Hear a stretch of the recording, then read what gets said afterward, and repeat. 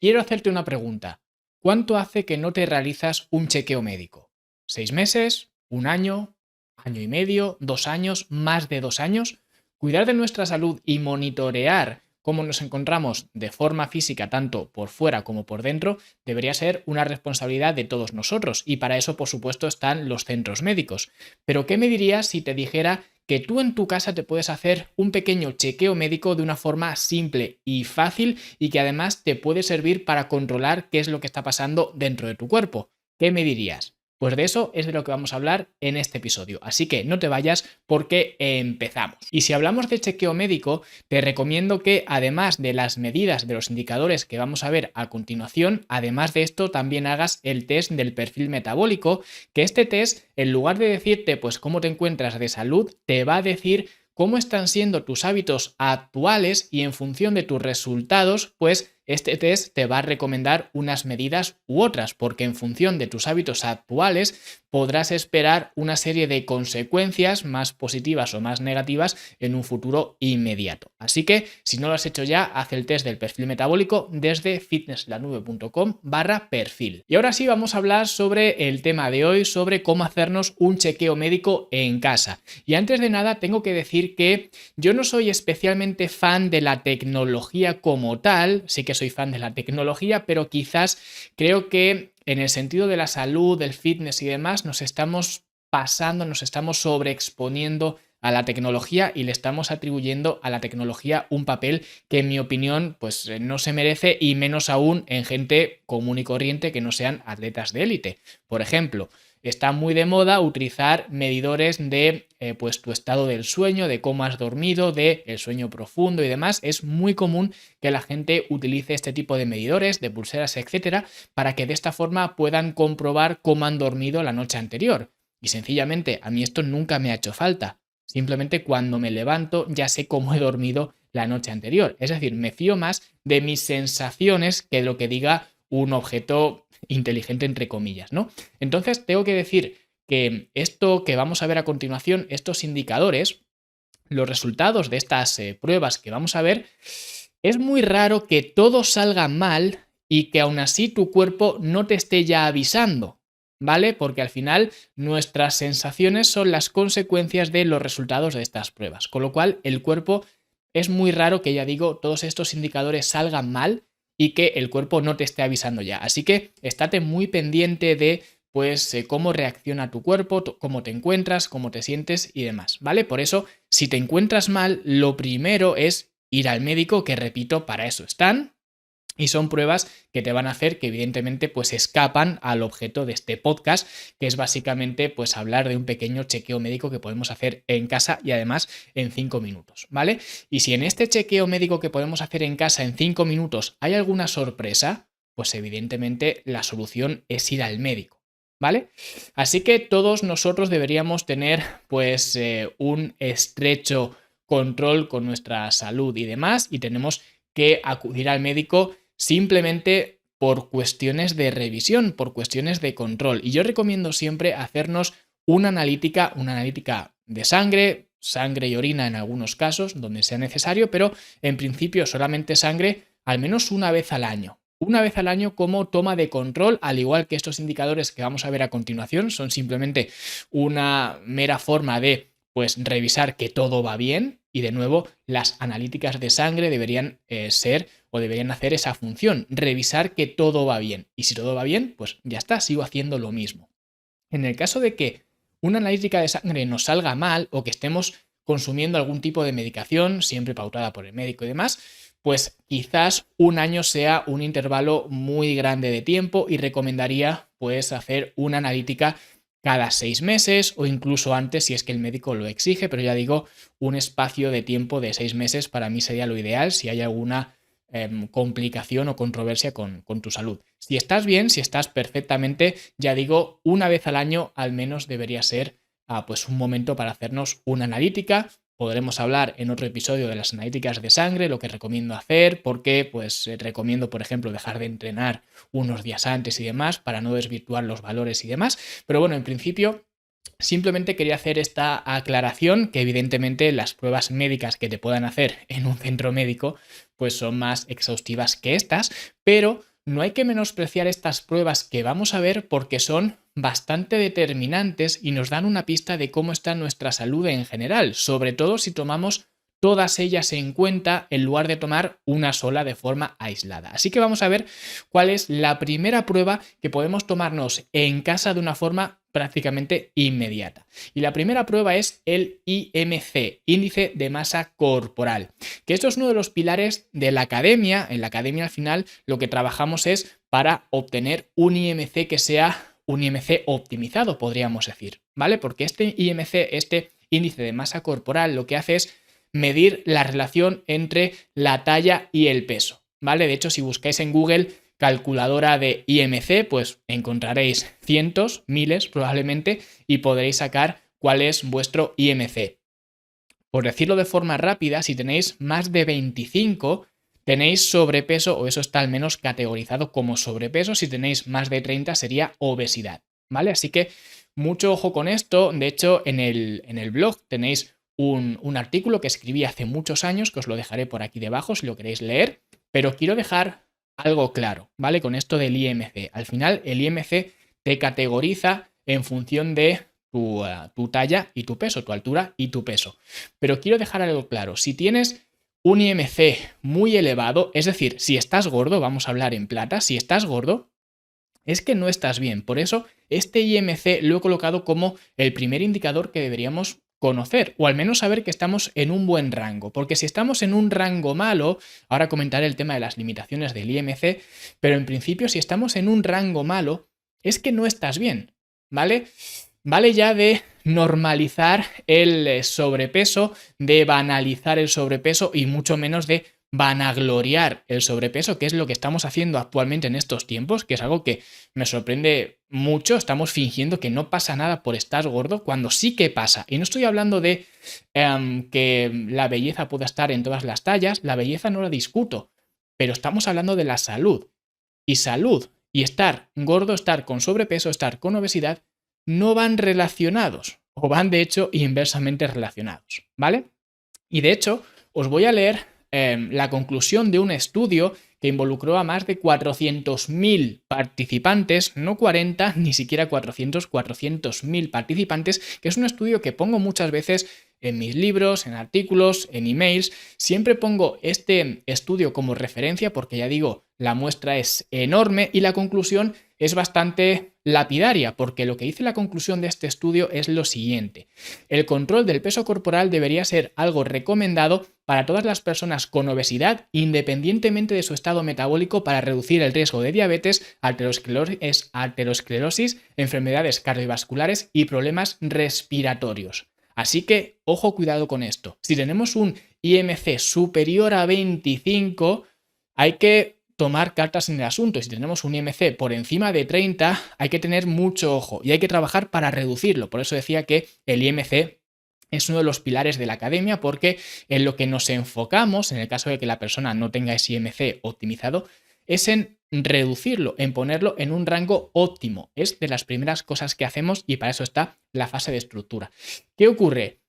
¿Por qué el IMC genera tanto rechazo en muchos ámbitos? Pues genera este rechazo porque al final el IMC tiene unas serias limitaciones porque sencillamente no toma en cuenta tu distribución de la grasa corporal, no tiene en cuenta tu composición corporal. Al final es simplemente una vía de establecer más o menos en función de tu altura tu peso ideal, ¿vale? Más o menos sería un resumen. Entonces, claro, al no tener en cuenta cuál es tu composición corporal, puede haber personas que incluso teniendo una buena composición corporal, el IMC les salga un poco elevado, ¿vale? Es bastante raro, sobre todo en personas que no son deportistas, que no tienen un background deportivo, incluso aunque sean deportistas, que no sean deportistas de muy alto nivel. También tiene que ver la estructura corporal, si tienes una estructura muy densa o menos densa, más gruesa, más fina, etcétera, también influye, evidentemente. Por eso digo que tiene ciertas limitaciones, aunque, repito, en población general, que es probablemente quienes me estéis escuchando más, es un indicador bastante fiable de cómo está tu peso en relación con tu altura. Sin embargo, a mí me gusta emparejar este IMC con otro indicador que es el ICA, Y el ICA junto con el IMC son los dos indicadores que utilizamos en la academia para medir, o mejor dicho, más que medir, para evaluar nuestra composición corporal. Porque este ICA, lo que es el ICA son las siglas de índice cintura-altura, y lo que mide es, evidentemente, la relación que existe entre tu cintura y tu altura. Y estamos hablando de que cuando tú te mides tu cintura, ese contorno, ese perímetro de cintura, debe ser del 50% de tu altura o menos, ¿vale? Es decir, por poner números al azar, si mides 180 centímetros, tu cintura debería ser de 90 centímetros o menos. ¿Ok? Entonces, esta es una forma de emparejar el IMC con tu distribución de grasa corporal, porque evidentemente, y esto también va a variar de persona a persona, pero por lo general en la zona del vientre, del abdomen, es donde más grasa vamos a acumular. Las mujeres sí que es verdad que tienen más tendencia a acumularlos en los muslos, caderas, glúteos, etcétera, pero en general es una buena forma de emparejar lo que sería el IMC y el ICA, ¿vale? Así que si tu IMC no está optimizado, ¿vale? 25, en algunos casos quizás incluso con 26, pero sobre todo si el ICA no está por debajo de ese 50%, ¿vale? Por eso siempre el ICA me gusta más como indicador, pero me gustan en general los dos, ¿vale? Pero si tengo que quedarme con uno, pues me quedo con el ICA, pero en cualquier caso, IMC, ICA, si alguno de estos dos, sobre todo el ICA, no está optimizado, es que tienes un problema que tienes que atacar ya, ¿vale? Que es lo que hacemos, como digo, en la primera fase de la academia, ¿vale? La fase de estructura. Tener un IMC y un ICA optimizados. A partir de aquí, ¿cuál sería el siguiente indicador que podríamos tomarnos en casa y que de hecho deberíamos tomarnos en casa para establecer cómo pues está nuestra salud física? Sería la tensión arterial, ¿vale? Esta es otra prueba que se puede hacer perfectamente en casa y de hecho en toda casa debería haber un tensiómetro para poder medir este tipo de variables, ¿vale? La tensión ideal es de 115/75, es decir, la sistólica que sea de 11,5 y la diastólica que sea de 75. De hecho, mis padres de pequeño me decían que la presión ideal era de 12,8, pero curiosamente las investigaciones dicen que incluso eso, el 12,8, el clásico 12,8, es tirar por lo alto, ¿vale? Y os voy a leer un estudio, os voy a leer de hecho dos estudios, ¿vale? Uno de ellos decía lo siguiente: un incremento de 20 mmHg, que son miligramos de mercurio, en la presión sistólica o 10 mm en la presión diastólica dobla el riesgo de muerte por enfermedad cardiovascular. Ojo, y os leo otro estudio diferente. El 68% de toda la mortalidad atribuida a la elevada presión sanguínea ocurre con presión sistólica entre 120 y 140 y diastólica debajo de 90. Así que tomaros la tensión y controlarla, y si está alta, evidentemente ir al médico. E indistintamente de lo que os diga el médico, una buena forma de controlar la tensión es mediante el ejercicio y más concretamente con el ejercicio cardiovascular, que por eso también los entrenamientos PHA de la academia, que son los entrenamientos que utilizamos o el formato que utilizamos en mayor medida, pues estos entrenamientos van muy bien, sobre todo también, entre otras cosas, para controlar la tensión arterial, por ese componente cardiovascular que tienen estos entrenamientos. Siguiente indicador a tener en cuenta: las pulsaciones en reposo, tomarnos el pulso. El mismo tensiómetro que teníamos o que tenemos en casa o que deberíamos tener en casa ya te va a medir las pulsaciones, así que no hay ningún problema con esto y lo podemos hacer con el mismo aparato, ¿vale? Y debería ser unas pulsaciones relativamente bajas por minuto, ¿vale? Cuanto más bajas sean esas pulsaciones, dentro de unos límites, evidentemente, porque si no hay pulsaciones es que estás muerto, ¿no? Pero cuanto más bajo sea a las pulsaciones por minuto, pues eso es un indicador de más eficiencia en el trabajo del corazón, ¿vale? Así que tenedlo en cuenta y deberíamos buscar unas pulsaciones que estuvieran en torno a 50-60 pulsaciones por minuto. Ya digo que no se nos disparen esas pulsaciones.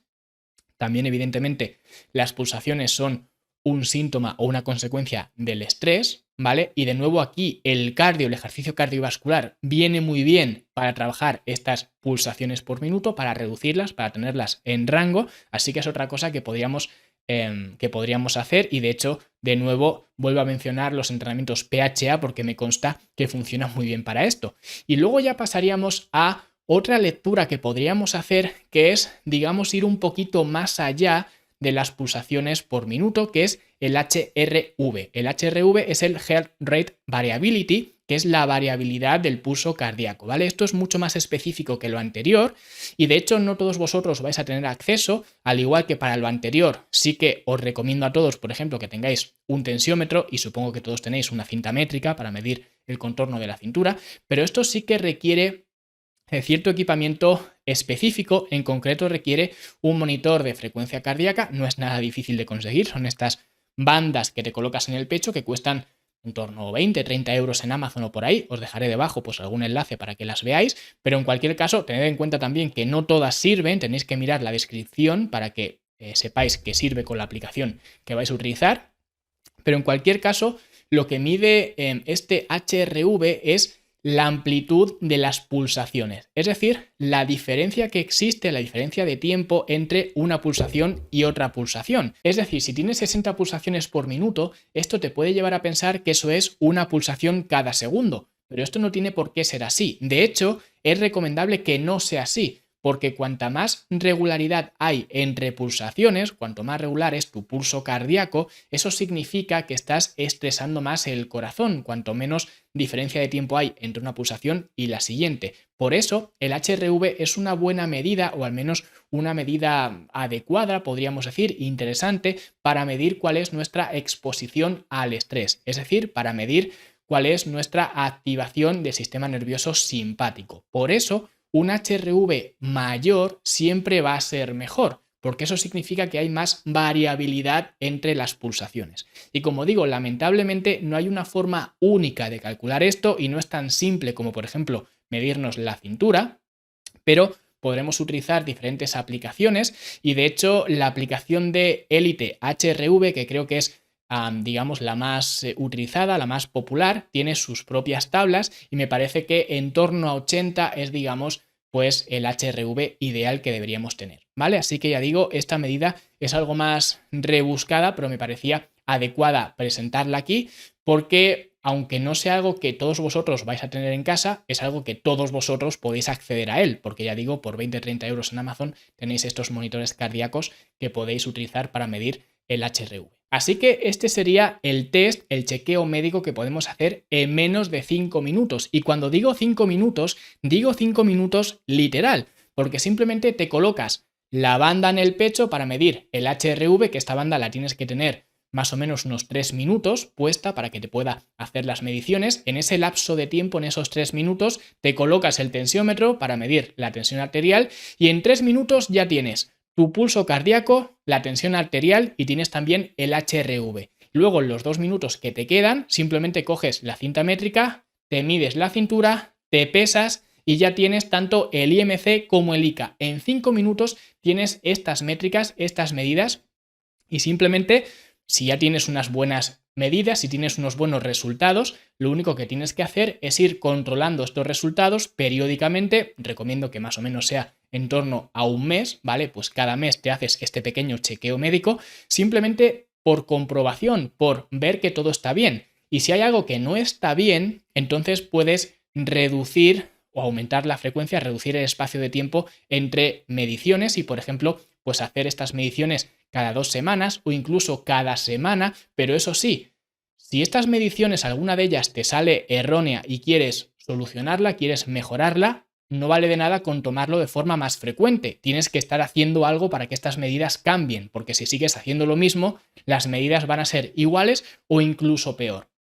Porque ya digo, a mejor no vas a ir, siempre vas a ir a peor. Entonces, al final tienes que ser bastante honesto contigo mismo con este aspecto, con este y con todos, y simplemente si quieres mejorar estos indicadores tienes que hacer algo para que mejoren estos indicadores. Por eso en la academia nos enfocamos justamente en esto, en optimizar tu estilo de vida y con esta optimización de tu estilo de vida de forma indirecta vas a optimizar estos valores, ¿vale? Así que espero que os haya gustado, os vuelvo a indicar que si queréis complementar estos valores, estos indicadores con el test del perfil metabólico, lo hagáis porque este test no solamente os va a hablar de cómo es vuestro estado actual en cuanto a salud general, que ya digo, para eso están estos 5 indicadores, creo que son 5: IMC, ICA, el pulso cardíaco, la tensión arterial y el HRV, efectivamente son 5, pues estos 5 indicadores os van a ayudar a evaluar más o menos de una forma general cómo es vuestra salud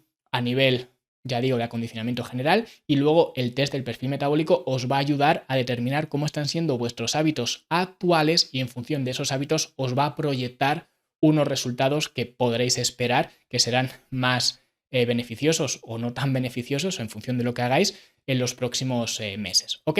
Entonces nada, como digo, si queréis hacer el test de perfil metabólico en fitnesslanube.com/perfil, y yo me despido aquí. La semana que viene vamos a hablar de un tema muy interesante que me ha llamado la atención, especialmente ahora una vez que han transcurrido las navidades, porque es la presión social. Y es que la presión social es algo que trae de cabeza a mucha gente y ha hecho mella, como digo, en estas navidades en muchas personas. Así que vamos a ver qué es esto de la presión social, por qué existe esto de la presión social, este concepto de la presión social, y sobre todo cómo podemos sobreponernos a esa presión social. Pero esto, como siempre, será dentro de 7 días. Hasta entonces, hasta luego.